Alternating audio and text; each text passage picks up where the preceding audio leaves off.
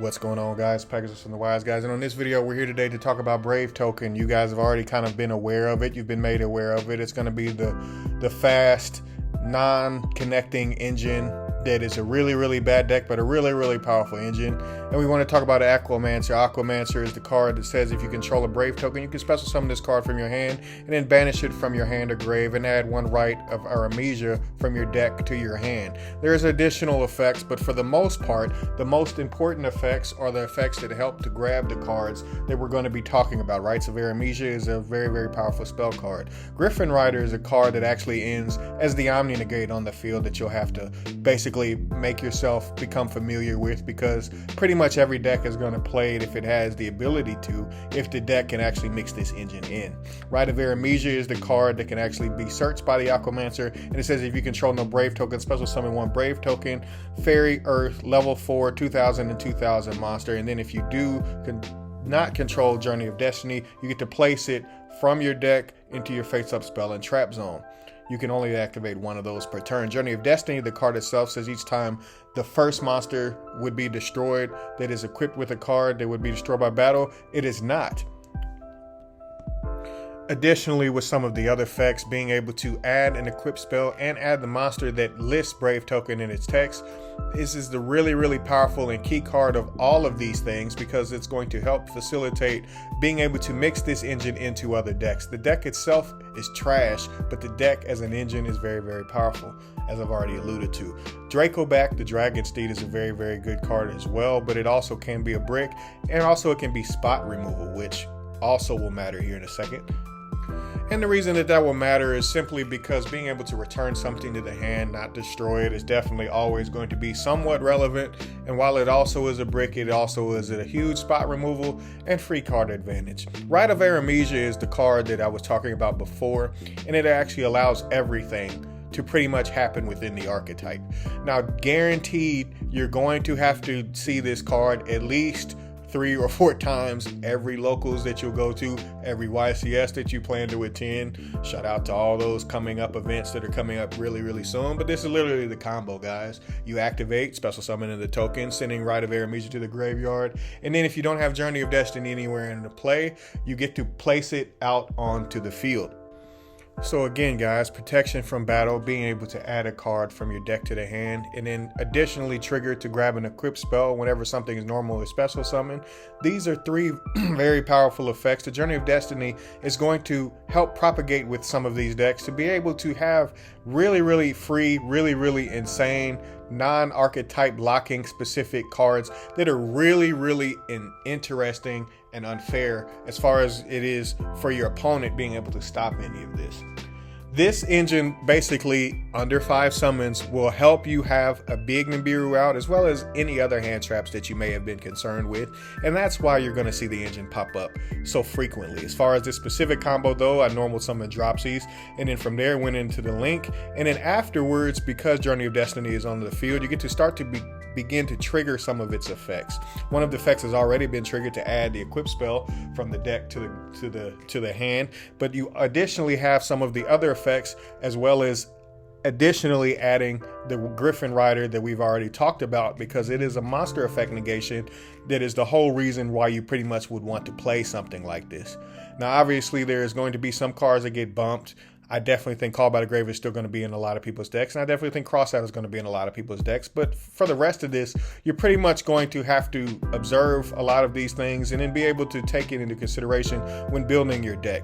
The specific combo, though, takes Dracoback out of the graveyard, back onto the field, and then from there, it equips itself while also being free card advantage in your hand, and from the graveyard, equipping itself can additionally get to be spot removal. From there, you get to special summon out the Griffin Rider, and Griffin Rider specifically says quick effect, you can shuffle this card in the deck, and if you do that, negate the activation of a monster effect. From there, in this specific combo, you get to go into Doodle Doo, which additionally would allow you to get to jump another card, this time being the Pandemonium, the quick play spell, and then from there you get to tribute that off to add back Pandemonium, as well as Fansies, and all you basically are trying to end on is the full setup, which you're going to get there because by additionally grabbing out the continuous spell to then summon out an additional token, don't lose track of your tokens, you get to summon out Bow Wow Bark, and from there Bow Wow Bark, being able to special summon out another or the last of your Prankids to be able to then tribute the Bow Wow Bark on your opponent's turn, and then have the full setup along with the full negation of what a crossout could represent, as well as the Brave token engine itself with the Griffin Rider, giving you a double red Geki, as well as an additional negate, as well as a crossout that would be set, as well as Prankids being out on the field, and any other additional cards that you would have actually had in your hand instead of the blank crossouts. I definitely think this is going to be an engine that would most definitely have to be revered and taken very seriously because, well, let's face it, it just gets no better than that as far as being able to clearly play through hand traps before they even are there. Alrighty guys, so in the second combo, this is probably going to be the far more popular, modernized, really meta version of the deck because, well, let's face it, having Phantom Knights be able to have enormous resources in the graveyard while also being beside an engine that can easily play around hand traps and then give yourself huge follow-up in the following turn is definitely why I feel like this deck is going to be a threat, and why you've probably already seen it on your radar is going to be one of the best decks to come out. I definitely feel that there is a huge discrepancy with playing a bunch of bricks, and while this deck has always been bricky, I definitely think there's a little bit of a way to not make it so bricky, but I do feel like there's going to be a lot that you have to mess around with, whether that be to play Shade Brigandine or not, and additionally have how much of this engine, how much of the artifact stuff, and so on and so forth. Hell, the artifacts may get hit before this even comes out to make that a moot point. But additionally, guys, the combo pretty much from here, it goes into the same kind of standard shenanigans that Phantom Knights has always done, of going into a Levier, the Phantom Knights all triggering off of each other where they're being dumped in the graveyard or being out onto the field with cards like Boots to be able to special summon themselves. Levier from here gets to special summon back out the Ancient Cloak, and then from here banishing the Fog Blade to special summon out the Phantom Knight that was already in the graveyard, the Boots again, and then Levier an additional card which Aquamancer would do because when it triggers its effect it actually banishes itself, and then from there you're pretty much going for the standard boards that Phantom Knights kind of already has, but you're going to have additional negates because of the Brave token stuff, as well as the really unfair stuff that can be mixed in. Now here, guys, I definitely am not a Phantom Knight player, but I feel like right here you would go for Verte, but I definitely feel like somewhere in this combo, and probably using the Shade Brigandine itself, you would want to go in some way, shape, or form into a Shade Brigandine before you could get back into a Verte Anaconda, but obviously it would take somewhere within that combo, not using a Rusty Bardiche because it cannot be used as link material, and you're going to have additional cards. This type of stuff is the technical play that you're going to have to iron out yourself. But as far as unique hands, specified hands, I definitely feel like there could be something really powerful with decks like this, because you have waves that your opponent is going to have to deal with. The field, the back row, and then additionally the grave, as well as the Destiny, Fusion Destiny package that'll help you to come back anyway. I definitely think all of these things matter, but that's besides the point, guys. This is meta. It may not be necessarily the most meta thing I've ever seen, because that would mean that I'd have like 5 or 6 cards in hand. But additionally, in a Phantom Knight type of deck, you really have a huge problem on your hands because the graveyard is essentially the hand, and then the trap cards are going to lock you out of being able to kill them or push through all of their board anyway.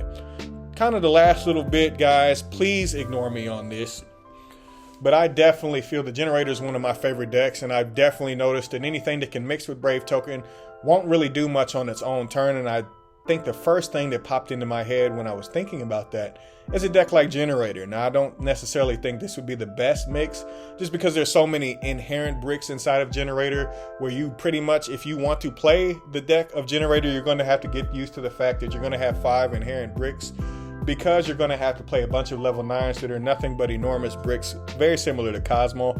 But this is the same kind of combo, going into the Rite of Aramesia, then going into the Journey, then getting the Equip spell into your hand, then dumping it into the grave as the free card advantage, and then from there going into some additional cards. And while Lop Tier is a really, really powerful card, as well as Har is a really, really powerful card. I definitely feel like it's going to be kind of suspect for your board to be able to handle stuff like that, because you're going to have enough space and have the right mixes on all of that stuff. And I definitely think that Alistair being mixed into that generator deck is definitely going to be a thing as well, as long as it's still around. As far as the Prankids list though, guys, getting into the actual BS deck list, obviously, guys, any of you that have ever played Prankids know that all of them really, really matter, except for Roxy's being at 3, and I definitely think you get away with 2. And then additionally, everything from there pretty much is just messing around with stuff. I definitely feel like if you're playing Prankids, you have to play Crossout at the moment, for the simple fact that while yes, the Brave token stuff can help you to play around a card like Nibiru, having the additional Crossout targets as well as Crossout itself will help you to be able to play through some of the other stuff, and you're going to need both of them, as well as some hand traps in general if you're playing the Prankids engine, because it's a 1-card engine type of deck. It's definitely something that you're going to have to grind with, mess around with, and figure out for yourself. Not to mention the deck list. Now, as far as the Phantom Knight list, I don't know what to do with the artifact stuff. I feel like it just makes the deck that's already bricky even more bricky, and it's not necessarily something that you desperately need, but I definitely feel like you're going to have to take into account some of that stuff as well. And then additionally, look at some options for the extra deck, whether that be stuff like a Soul Day, and then going in through the rest of the deck. It really is kind of a simplified way to look at it, and I don't specifically, just because I'm not a Phantom Knight player, know specifically what everybody kind of leans towards, but I definitely think there's a lot of stuff to take into consideration. Like, do I play the Dangers? Do I play the other engine cards that are definitely mixed in with the Brave token stuff? Do I mix in the Burning Abyss monsters? Are they even needed anymore? Do I need to play Almirage to be able to mix in with the deck as well? All of these things, guys, are clearly going to matter. Now, Brave token, again, as I said before, can be mixed into pretty much any deck that doesn't really care about summoning on its own turn, obviously because there are little small restrictions that we already kind of highlighted. But I definitely feel that any of these decks and any of these ideas that you have, you're just going to have to kind of mess around with it yourself. And again, guys, remember what I said, because Monstrosity is a card and because Mechaba is a level 9, I definitely think Alistair would fit in this deck as well. Guys, let me know what you think about this deck down in the comments. Let me know what you think about this engine down in the comments. Let me know what the best mix you think you can have on top of your head. And I'll see you guys next time. Make sure you tune in to the next video. I appreciate you guys for tuning in. And I'm out. Happy New Year to you. Pegasus out. Ciao.